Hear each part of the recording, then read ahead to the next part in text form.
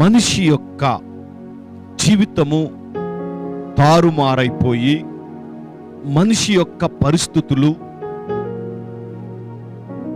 నష్టపడి, కష్టపడి, తనకున్నటువంటి ప్రతి క్షేమకరమైనటువంటి దానిని క్షేమముగా మార్చుకుని బ్రతుకు బండిని బ్రతకలేక లాగుచున్నటువంటి నేటి దినమున మనుష్యులకు ఉండవలసినటువంటి ఒక సారము లేక క్షేమము ఎంతో అవసరం.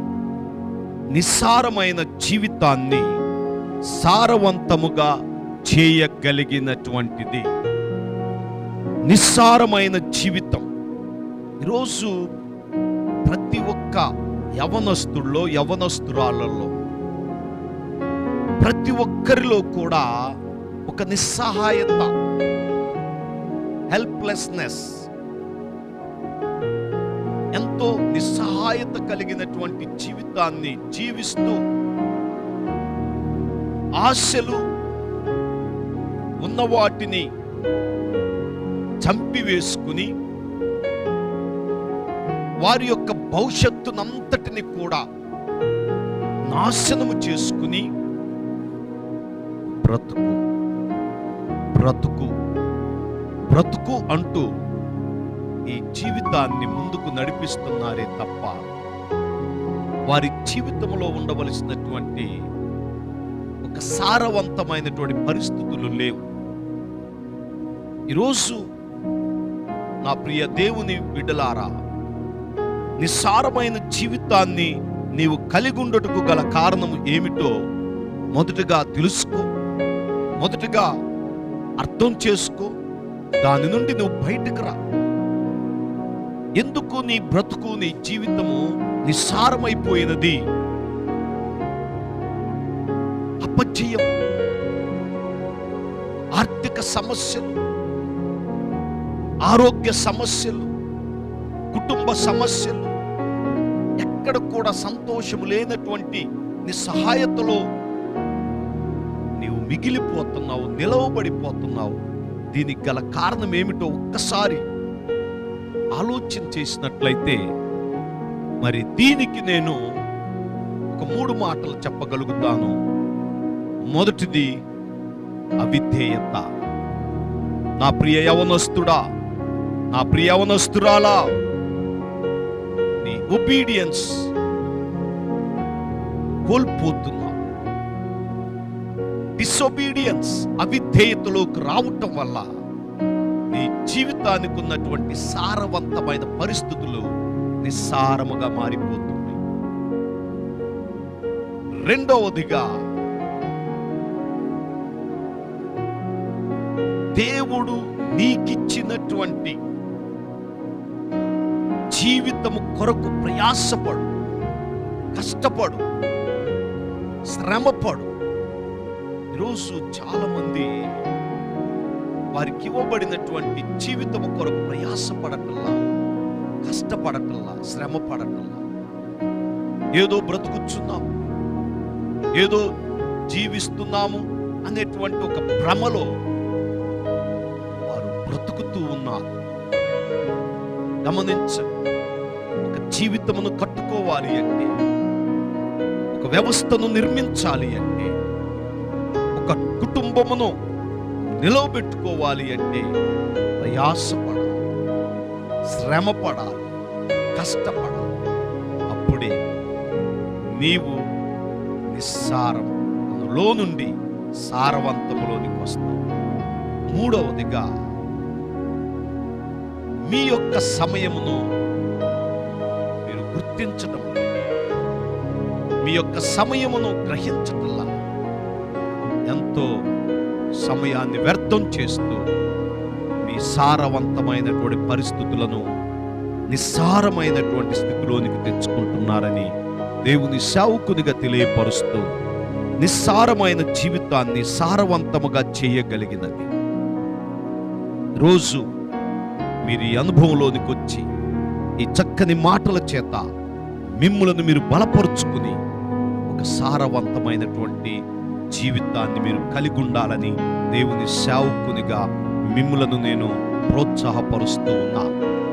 ఎందుకంటే సారవంతమైనటువంటి నేలలో నీవు ఉండకపోతే, సారవంతమైనటువంటి పరిస్థితులు నీవు కలిగి ఉండకపోతే, సారవంతమైనటువంటి ఆలోచనలలో నీవు పెరగకపోతే నీ జీవితం అంతా కూడా నిస్సారమైపోతుందని దేవుని సేవకునిగా తెలియపరుస్తున్నాను.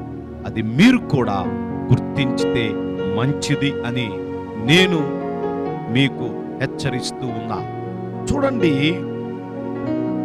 ఇర్మియా గ్రంథము 48వ అధ్యాయము 11వ వచనమును మీ కొరకై నేను చదివి వినిపించాలని ఆశిస్తూ ఉన్నాను. ఇర్మియా గ్రంథము 48వ అధ్యాయము 11వ వచనాన్ని నేను మీ కొరకై చదవాలని ఇష్టపడుచు ఉన్నా. 48 ఇర్మియా గ్రంథము 11వ వచనాన్ని చదువుతూ ఉన్నాను. మోయాబు తన బాల్యము నుండి నెమ్మది నొందెను. ఈ కుండలో నుండి ఆ కుండలోనికి కుమ్మరింపబడకుండా అది మడ్డి మీద నిలిచెను. అది ఎన్నడూను చెరలోనికి పోయినది కాదు. అందుచేత దాని సారము దానిలో నిలిచి ఉన్నది. దాని వాసన ఎప్పటి వలె నిలుచుచున్నది. దాని సారము దానిలో నిలిచి ఉన్నది. దాని సారము. నా ప్రియ దేవుని బిడ్డలారా, మీ సారము నిలిచి ఉన్నదా? మీ సారమును మీరు కోల్పోతున్నారా? మీ సారవంతమైనటువంటి జీవితమును నిస్సారముగా మార్చుకుంటున్నారా? ఒక్కసారి ఆలోచన చెయ్యండి. ఎందుకు అంటే ఈరోజు ఒక చక్కని జీవితాన్ని, ఒక చక్కని పరిస్థితులను మీ చేతులారా మీరు పాడు చేసుకుంటున్నారు. ఎంతో చక్కని నేల, ఎంతో చక్కని పరిస్థితులు, ఎంతో చక్కని వాతావరణమును అలజడిమయము చేసి ఒక భయంకరమైనటువంటి స్థితిలోనికి తీసుకొచ్చి భయానక పరిస్థితులు కలిగించుకుని నీ జీవితాన్ని నిస్సారముగా మార్చుకుని,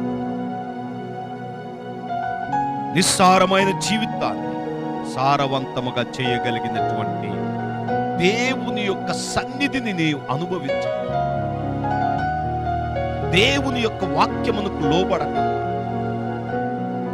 దేవుని యొక్క చిత్తమును నీవు స్వీకరించకపోవడమే నీ జీవితము నిస్సారమైపోతుందని గుర్తే. ఎవరైతే దేవుని యొక్క వాక్యమును ఆధారము చేసుకుని జీవిస్తారో, ఎవరైతే దేవుని సన్నిధిలో గడుపుతారో, అట్టి బిడ్డలు చాలా చక్కగా ఉంటారండి. ఒకసారి మనము పరిశుద్ధ గ్రంథములో నుంచి 32వ కీర్తన 4వ వచనంలో చూసినట్లయితే, దివారాత్రులు నీ చెయ్యి నా మీద బరువుగా నుండెను, నా సారము వేసవి కాలమున ఎండినట్టాయను. ఎవరి జీవితములో అయితే ఈ శ్రమలు, ఈ నిందలు, అవమానములు దేవునికి విరోధముగాను, దేవుని చిత్తమునకు లోబడక, దేవుని వాక్యమును ప్రేమించక, దేవుని సన్నిధిలో గడపకుండున్నట్లయితే నీ సారము వేసవి కాలమున ఎండినట్టాయను. నీ సారము ఎండిపోతుంది. What you have you will be loose. మీరు కలిగి ఉన్నదంతా పోగొట్టుకుంటారని దేవుని సేవకునిగా తెలియపరుస్తున్నాను. ఈ మాటలు వినుచున్న నీ జీవితంలో ఒక సారవంతమైన జీవితాన్ని కలిగి ఉండటానికి ఇష్టపడు. సారవంతమైనటువంటి ఆలోచనలు రావడానికి నీ మనస్సును ఆయనపై ఆనుకునేటట్లు చేసుకో. ఇంకా చూసినట్లయితే 65వ కీర్తన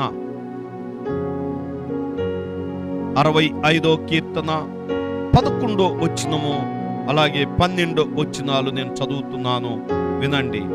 సంవత్సరమును నీ దయా కిరీటమును ధరింపచేసి ఉన్నావు, నీ జాడలు సారము వెదజల్లుచున్నవి. నీ జాడలు, యువర్ పాత్స్, యువర్ వేస్.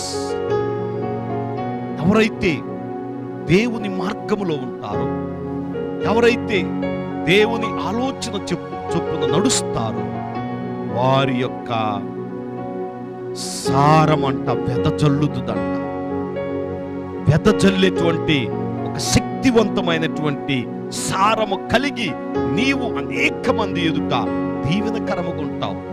అలాగే 12వ వచనం చూస్తే, అతని బీడలు సారము చిలకరించుచున్నవి, కొండలు ఆనందమును నడికట్టుగా ధరించుకొని ఉన్నవి. చూసారా? అతని బీడులు సారము మరి చిలకరించుచున్నవి. అతని బీడులు. ఎవరైతే దేవుని యొక్క మార్గములో ఉంటారో, ఎవరైతే దేవుని సన్నిధిని అనుభవిస్తారో, వారి బీడులు, వారి జాడలు సారము కలిగి ఉంటుంది. బ్లెస్డ్, వారు బ్లెస్ అవుతా ఉంటారు. అలాగే మనం చూసినట్లయితే 92వ కీర్తన 15వ వచనం మనందరికి తెలిసినటువంటి వాక్యం ఇది. వారు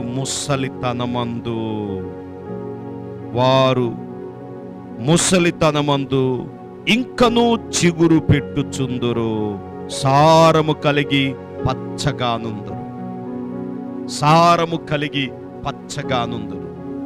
ఎవరైతే దేవుని యందు భయభక్తులు కలిగి కుటుంబముగా ఆరాధన చేస్తారు, దేవుణ్ణి విడవక, దేవుణ్ణి మరి నమ్ముకుని ఆయన కొరకే బ్రతుకుచు ఆయన్నే పూజించి సేవిస్తారు, అట్టి బిడ్డలంట సారము కలిగి పచ్చగా నుందురు, పచ్చగా నుంటారు. ఈరోజు నా బ్రతుకులో ఒక పచ్చని జీవితం. ఒకవేళ మనము ఎండిపోయిన పరిస్థితుల్లో ఉన్నామేమో, ఒకవేళ మనము మరి ఎలాంటి దుస్థితిలో ఉన్నామో మరి మనకు తెలుసు కానీ ఇతరులకు తెలియదు. కానీ అందుకే పరిశుద్ధ గ్రంథములో నుంచి మరి సంఖ్యాకాండము 17వ అధ్యాయము 8వ వచనములో చూసినట్లయితే, సంఖ్యాకాండము 17వ అధ్యాయము 8వ వచనము నుంచి మనం గమనించినట్లయితే, అక్కడ ఒక అనుభవం, ఒక కర్రను మరి 12 గోత్రాల వారు ఒక్కొక్క కర్రను తీసుకొచ్చి ఒక చోట పెట్టారు. ఎవరి కర్ర అయితే చిగురించిద్దో, ఎవరి కర్ర అయితే మొలిచిద్దో, ఎవరి కర్ర అయితే పచ్చగుంటదో, వారే దేవుని సేవ చేయటం, దేవుని పరిచర్య చేయటం, దేవుడు వాడుకునే పాత్రగా ఉండుటకు వారిని ఎంచాలి అని ఒక ఆలోచన చేసినప్పుడు, అక్కడ మనము గమనించినట్లయితే మరి సంఖ్యాకాండము 17వ అధ్యాయము 8వ వచనం నుండి చదువుతున్నాను, వినండి. మరునాడు మోషే సాక్ష్యపు గుడారములోనికి వెళ్ళి చూడగా, లేవి కుటుంబపు దైన అహరోను కర్ర చిగిర్చి ఉండెను. అది చిగిర్చి పువ్వులు పూసి బాదము పండ్లు గలతాయెను. అహరోను కర్ర. మన జీవితంలో ఎన్నోసార్లు మనం ఎండిపోయి ఉండొచ్చు, ఎన్నోసార్లు నిస్సహాయతలో ఉండొచ్చు. కష్ట సమయం, దుఃఖ సమయంలో నిస్సహాయతతో బ్రతుకుచున్న దినాలలో నిన్ను చూచిన వారు, వీడు ఎండిపోయాడు, వీడి పని అయిపోయింది, ఇక వీడి వల్ల కాదు అనుకోని ఉండొచ్చు. కానీ దేవుడు నిన్ను ప్రేమిస్తున్నాడు, దేవుడు నిన్ను ఇష్టపడుతున్నాడు, దేవుడు నీ కొరకు తన ప్రణాళికనే మార్చగలిగినటువంటి వాడు. నా ప్రియ సహోదరి సహోదరుడా, నిస్సారమైన జీవితాన్ని సారవంతముగా చేయగలిగినటువంటిది ఆయన సన్నిధి అని మీరు గుర్తించండి. ఎవరైతే దేవుని సన్నిధిలో ఉంటారో, ఎవరైతే దేవుని యొక్క నామమును స్తుతిస్తూ మహిమపరుస్తుంటారో, అట్టి బిడ్డలు చక్కని పచ్చని ఒలీవ చెట్టు వలె ఉంటారు. ఒలీవ చెట్టు వలె పచ్చగా సారము కలిగి. ఈరోజు అనేక మంది బ్రతుకులో ఈ సారమును కోల్పోయారు. అనేక మంది జీవితంలో ఈ స్థితిని కోల్పోయి బ్రతుకుచ్చు ఉన్నారు. యెషయా గ్రంథము 4వ అధ్యాయము 2వ వచనములో చూసినట్లయితే, ఆ దినమున యెహోవా చిగురు మహిమయు భూషణమగును, ఇశ్రాయేలులో తప్పించుకుని వారికి భూమి పంట అతిశయాస్పదముగా శుభలక్షణముగా నుండును. యెహోవా చిగురు, దేవుని యొక్క చిగురు. దేవుడు నిన్ను ఆశీర్వదించినందుకు గుర్తు, దేవుడు నిన్ను దీవించినందుకు ఒక సాక్ష్యం ఏమిటంటే ఇదిగో చిగురు. అలాంటి చిగురు కలిగి నీవు జీవించాలి. అలాంటి చిగురుతో నీ బ్రతుకును ఆనందింప చెయ్యాలి. నిస్సారమైనటువంటి జీవితాన్ని సారవంతముగా చేయగలిగినటువంటి దేవుని వాక్యము, దేవుని సన్నిధి, పరిశుద్ధాత్మ అనుభవం నిన్ను అభిషేకించాలి. ఆ పరిశుద్ధాత్మ అభిషేకం ఎవరైతే కలిగి ఉంటారో అట్టి బ్రతుకుల్లో ఒక గొప్ప ఆనందాన్ని దేవుడు ఉంచుతాడని దేవుని సేవకునిగా నేను మీకు తెలియపరుస్తూ ఉన్నాను. నా ప్రభువునందు ప్రియమైన దేవుని సంగమా, ప్రభు అయిన యేసుక్రీస్తు పరిశుద్ధాత్మ శక్తి వలన మృతులలో నుండి లేపబడెను.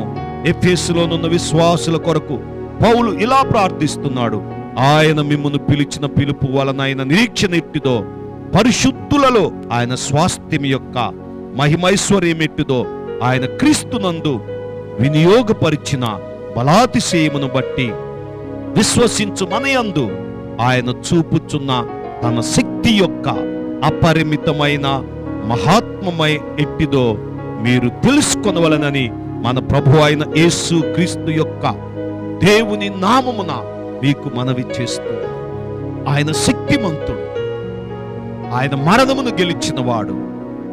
ఎండిపోయిన మన బ్రతుకులను, నిస్సహాయతలో ఉన్న మన జీవితాలను, ఇదిగో సారము కోల్పోయినటువంటి మన పరిస్థితులను యేసయ్య బాగు చేయగలడు, యేసయ్య దీవించగలడు, యేసయ్య ఆశీర్వదించగలడని దేవుని సేవకునిగా మీకు తెలియపరుస్తూ, నా ప్రభువునందు ప్రియమైన దేవుని సంగమా, దేవుని బిడలారే మాటలు వినుచున్న నీ జీవితంలో అహరోను కర్ర